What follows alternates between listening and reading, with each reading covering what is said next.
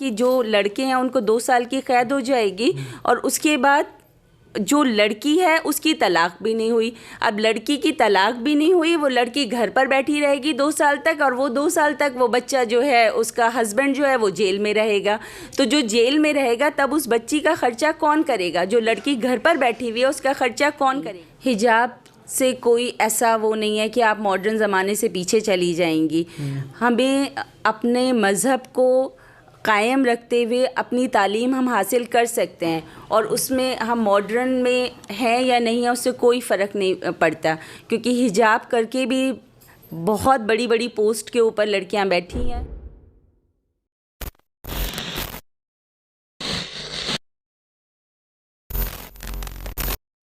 फैज़ान फारूकी नाम है मेरा और आप देख रहे हैं द पब्लिक व्यू। इस वक्त मैं मौजूद हूं संभल में और मैं द पब्लिक व्यू ने आपको जगह जगह से जाकर पब्लिक के सर्वे दिखाए हैं। आपने हमारे चैनल पर अक्सर मुशीर तरीन साहब को देखा होगा, AIMIM से संभल से प्रत्याशी हैं। आज मेरे साथ उनकी वाइफ मौजूद हैं, शबाना तरीन साहिबा। हम इनसे बात करेंगे कि इनकी क्या तैयारियां हैं। एक महिला के तौर पर इन्होंने डोर टू डोर जाके काफ़ी ज़्यादा कैंपेन किया है। डोर टू डोर लोगों के क्या रिएक्शन रहे हैं AIMIM को लेकर। हिजाब मामले पर बात करेंगे, महिला सुरक्षा पर बात करेंगे, जो मोदी जी कहते हैं कि हमने मुस्लिम महिलाओं का खासकर ध्यान रखा है, उस पर हम बात करेंगे। मैम स्वागत है आपका हमारे चैनल में। पहला सवाल यही हो गया मैम, आप डोर टू डोर कैंपेनिंग कर रही हैं इस वक्त, तो किस तरह का माहौल चल रहा है? क्या AIMIM इस बार कमाल दिखा पाएगी? क्योंकि लास्ट ईयर तो अनफॉर्चुनेटली कमाल नहीं दिखा पाई थी।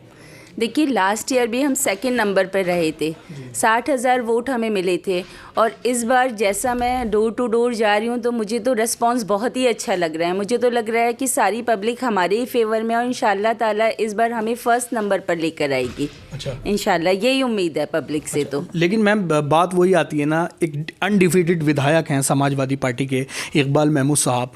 एक ऐसे विधायक को हराना कितना मुश्किल रहेगा, जबकि दूसरी पार्टियां जो हैं, चाहे कांग्रेस ले लें या BSP ले लें या BJP ले लें, वो अपना अपना सिक्का जमाने की पूरी कोशिश कर रही हैं, पब्लिक को इम्प्रेस करने की कोशिश कर रही हैं। 6 बार से लगातार के विधायक, इसके बीच आप कैसे खुद को बचा कर लेकर जाएंगे? देखिए, इस बार तो मैं ये सोचती हूँ कि एंटी इनकम्बेंसी फैक्टर है हमारी समाजवादी पार्टी के लिए संभल में। मैं और जगह की बात नहीं करूँगी, क्योंकि संभल में इस बार मुझे ऐसा लगता है कि पब्लिक के अंदर बहुत जागरूकता आई है। मैं जहाँ पर भी डोर टू डोर जा रही हूँ सभी ये सवाल कर रहे हैं कि नहीं, उन्होंने कोई काम नहीं करा, 30 साल से कोई काम नहीं करा। एटलीस्ट उनको इतना तो पता चल गया है कि यहाँ पर डिग्री कॉलेजेस की कमी है, इंटर कॉलेजेस की कमी है, यूनिवर्सिटी की तो बहुत ही बड़ी कमी है। डिग्री कॉलेज भी जिसकी स्थापना हुई वो भी ज़मीन नदीम तरीन साहब की फैमिली ने दी, तो ये भी लोगों को मालूम है कि विधायक साहब अपनी ज़मीन देकर उसकी स्थापना नहीं करा पाए।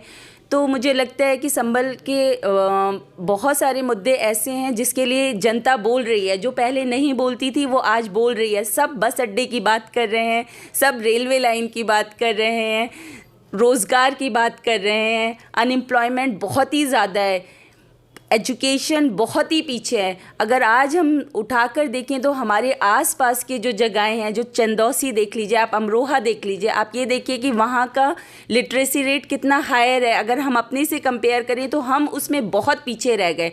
इसमें अगर महिलाओं की बात करें तो महिलाओं का तो लिटरेसी रेट यहाँ का बहुत ही कम है। 32 जो 2011 का सेंसेक्स डेटा बताता है उस हिसाब से यहाँ का 32% है। क्या कभी हमारे विधायक ने ये नहीं देखा कि हमारे यहाँ की औरतें इतनी कम पढ़ी लिखी हैं तो उनकी जागरूकता के लिए कोई काम करा जाए?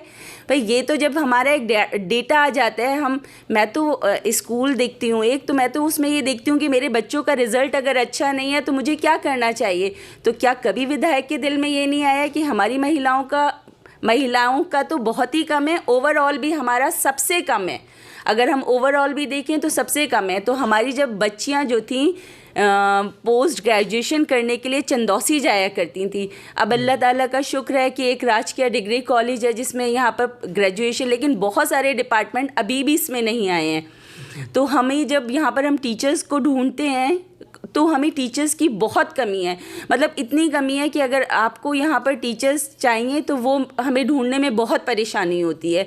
तो मतलब हमें एजुकेशन में तो बहुत ही पीछे कर दिया। जब आप एजुकेशन के लिए कोई स्कूल ही नहीं खोलेंगे, अवेयरनेस ही नहीं फैलाएंगे, भाई आपकी जिम्मेदारी है अवेयरनेस को फैलाना। जो भी हमारा विधायक है वही तो अवेयर कराएगा कि आप क्या कमी है, उसके लिए इंतज़ाम करेगा। तो मुझे लगता है कि जनता इस बार जागरूक हुई है। ये भी हो सकता है कि सोशल मीडिया की वजह से ये सारा मतलब वो है कि लोग अब सोशल मीडिया देख रहे हैं और दूसरी जगहों को देख रहे हैं, तो कमी है। आपने इतनी कमियां बताई हैं, कमी लगातार, तो फिर भी क्या वजह रही हो कि लगातार जीतते आ रहे हैं, डिफीटेड रहे हैं? अगर लगातार कमियां हो रही हैं तो फिर भी जीत रहे हैं, यानी कुछ तो हुआ है फिर, जो पब्लिक आज भी उनकी तरफ है। देखिए ये समाजवादी पार्टी हुई तो ये हमें बीजेपी का डर दिखाती है और ये कहती है कि अगर आपने एक तरफा वोट ना दिया तो बीजेपी जीत जाएगी। लोग डर जाते हैं क्योंकि बीजेपी से कुछ मुस्लिम्स को ये लगता है कि बीजेपी जो है वो हमारे ख़िलाफ़ रहती है, तो हमें बीजेपी को नहीं जिताना है। तो सिर्फ इसका हवा दिखाकर कि अगर आपने एक तरफा वोट ना दिया तो बीजेपी जीत जाएगी, जबकि हमें कभी तो शुरुआत करनी पड़ेगी। अगर हम ऐसे ही डरते रहे तो क्या हम एक उसी विधायक को बार बार चुनते रहेंगे जो कोई काम नहीं करना चाहता हमारे लिए? तो मैं इस बार मुझे तो लगता है कि जनता जाग गई है और उन्हें उम्मीद है कि इस बार वो उस कैंडिडेट को चुनेगी जो बेलॉस 30-35 साल से एजुकेशन के लिए काम कर रहा है, उसको अपना कोई मफाद नहीं है, उसके बाद भी वो अपनी कौम के लिए लड़ रहा है, और जो इतनी बड़ी पोस्ट लिए बैठे हैं, जिनके हाथ में पूरी ताकत है, जिसके हाथ में पूरी कॉन्स्टिट्यूंसी की जनता की हिफाजत करने की जिम्मेदारी है, वो आराम से बैठे हुए हैं। उसके लिए जनता मरे गिरे कुछ हो, उन्हें कोई परवाह नहीं है। अच्छा मैम, कर्नाटक में एक हिजाब का मसला चल रहा है, एक तालीम के इदारे में ये चीज़ देखने को मिल रही है, एक फ़र्क किया जा रहा है हिंदू मुस्लिम का। ये देखा जा रहा है कि हिजाब में है तो उसको एक्सेप्ट नहीं किया जा रहा है।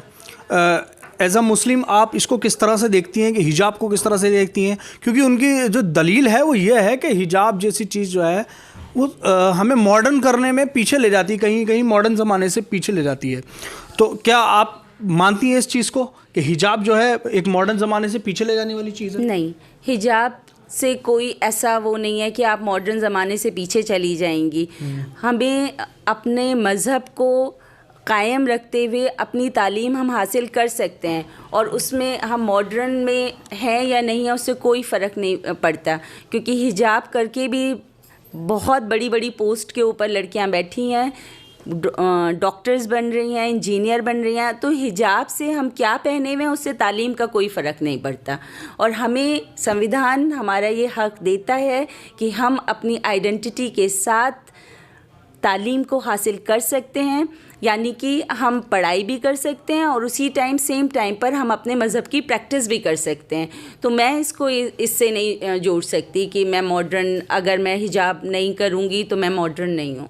अच्छा, तो मैम ये भी अच्छा उल्टा हो गया, चलिए नहीं कोई ठीक है, कोई बात नहीं। मैं ये भी देख पा रहा हूँ कि उसमें कि बोले आज तो हिजाब की मांग कर रहे हैं, फिर स्कूल में कहेंगे कि नमाज का इंतज़ाम कराएं, फिर कहेंगे संडे की जगह जुमे की छुट्टी रखें, फिर कहा जाएगा कि हलाल चिकन का इंतज़ाम कराएं। मतलब इस तरह की दलाइल जो हैं वो चल रही हैं, टीवी डिबेट में चल रही हैं इस तरह की दलाइल कि अगर आज हिजाब को छूट दे दी गई तो आगे और ज़्यादा छूट मांगी जाएगी। देखिए, अगर इस संविधान ने हमें ये अधिकार नहीं दिया होता तो हम ये कर सकते थे कि ठीक है, हम हमारा जो मुस्लिम्स की जो आइडेंटिटी है औरतों की, वो हिजाब के साथ है। मुस्लिम मज़हब में हिजाब को पहन के रहने की इजाज़त है। तो अगर हमें संविधान हमारा ये, जैसे सिख लोग अपनी पगड़ी पहन के करते हैं, तो कल को फिर उनके ऊपर भी एतराज़ करेंगे। तो अगर हमें ये संविधान अगर इजाज़त दे रहा है कि हम अपनी आइडेंटिटी के साथ अपनी तालीम हासिल कर सकते हैं, तो ये लोग जो कभी नहीं हुआ वो ये लोग उसको क्यों अब करना चाहते हैं? इससे पहले तो ऐसी कोई बात नहीं थी। तो ये इस तरह की बातों में हमें उलझा के, रिलीजियस बातों में हमें उलझा के हमें पीछे ही पीछे करना चाहते हैं, जबकि आज हमें आगे बढ़ने की ज़रूरत है। इन सारी चीज़ों से हटकर हमें आगे बढ़ने की ज़रूरत है, और ये लोग हमें इन छोटे छोटे से मुद्दों के साथ पीछे करना चाहते हैं। मैम एक लास्ट क्वेश्चन आपसे रहेगा। मोदी जी का नारा था बेटी बचाओ बेटी पढ़ाओ, और अक्सर वो कहते रहते हैं कि मैंने मुस्लिम महिलाओं के लिए बहुत आवाज़ उठाई है, मुस्लिम महिलाओं की आवाज़ बना, उनको हक दिलाया है। प्रैक्टिकली आप भी देश की बेटी हैं, प्रैक्टिकली इस चीज़ पर कितने खरे उतरे हैं?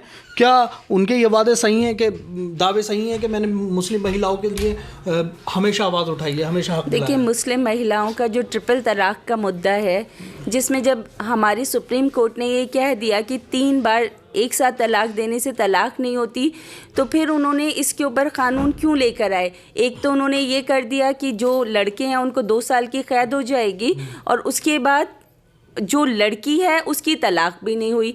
अब लड़की की तलाक भी नहीं हुई, वो लड़की घर पर बैठी रहेगी 2 साल तक, और वो 2 साल तक वो बच्चा जो है, उसका हस्बैंड जो है वो जेल में रहेगा।